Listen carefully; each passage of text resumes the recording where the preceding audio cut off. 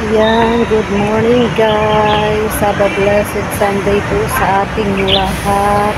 Nawa ang lahat ay nasa mabuti at maayos na kalagayan dito sa lahat ng uri ng mga barangay sa kami. So ngayon guys ay linggo, kaya day off ko na naman hanggang bukas kasi bukas holiday pa rin dito.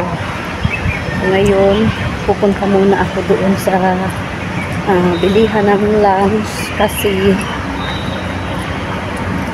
mamaya ay magpapalinis ako ng aking kuko. So see you later guys. So ayan guys, bibili lang ko ng lunch namin. Ayan o, dami. Dalawang order, dalawang ulam. Ng pera kasi kuminsan Ayan, daming ulam.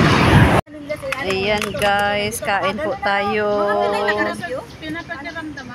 Oo, kasi madilim na, hindi na nila makikita. Lunch time, our lunch. Yummy.